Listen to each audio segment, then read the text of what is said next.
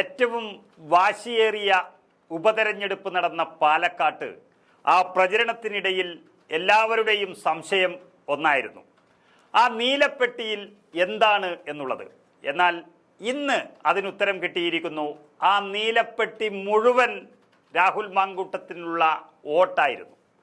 അതാണിപ്പോൾ 1,00,000 വോട്ടുകൾ എണ്ണുമ്പോഴേക്ക് തന്നെ 15,000-ലധികം വോട്ടുകൾക്ക് രാഹുൽ മാങ്കൂട്ടം മുന്നിൽ നിൽക്കുകയാണ്.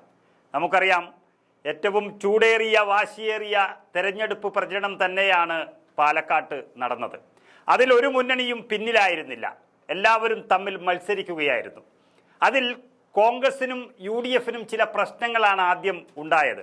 സ്ഥാനാർത്ഥി നിർണയത്തിൽ തെക്കുനിന്ന് വന്ന ഒരാൾ വടക്ക് മലബാറിൽ ഒരു സ്ഥാനാർത്ഥിയായി വരുമ്പോൾ അതിലുള്ള ചില പ്രശ്നങ്ങൾ കോൺഗ്രസിന് അഭിമുഖീകരിച്ചിരുന്നു. എന്നാൽ അതിനെ CPM-നും BJP-ക്കും മുതലെടുക്കാൻ കഴിഞ്ഞില്ല എന്നുള്ളതാണ് സത്യം.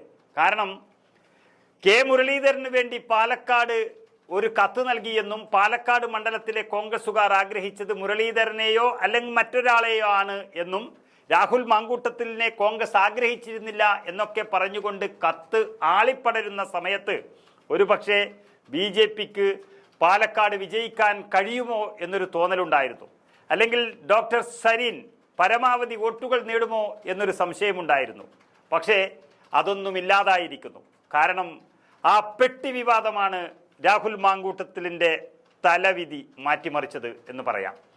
കെ സുധാകരൻ KPCC അധ്യക്ഷൻ പറഞ്ഞതുപോലെ രാഹുൽ മാങ്കൂട്ടത്തിലിന് ശുക്രദശയാണ്. ശരിക്കും MB രാജേഷും AA റഹീമിനെ പോലെയുള്ള CPM നേതാക്കൾ കൊണ്ട് കയ്യിൽ കൊടുത്തതാണ് ഇത്രയും നല്ലൊരവസരം.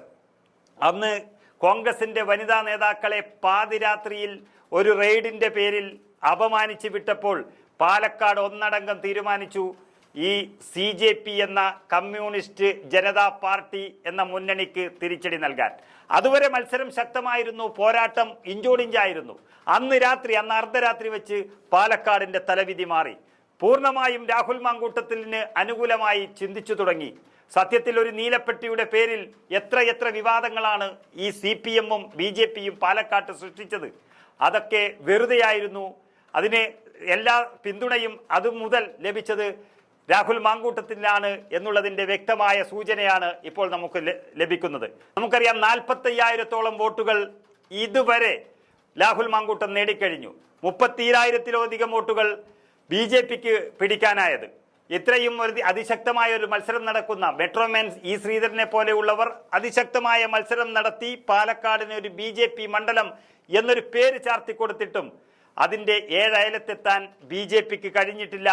ഡോക്ടർ സരിനെ കോൺഗ്രസിൽ നിന്ന് കൊണ്ടുവന്ന് മത്സരിപ്പിച്ചിട്ടും CPM-നും അതിനടുത്തെത്താൻ കഴിഞ്ഞിട്ടില്ല. രാഹുൽ മാങ്കൂട്ടത്തിലിൻ്റെ ഏകപക്ഷീയമായ വിജയം എന്ന് തന്നെ പറയേണ്ടി വരും.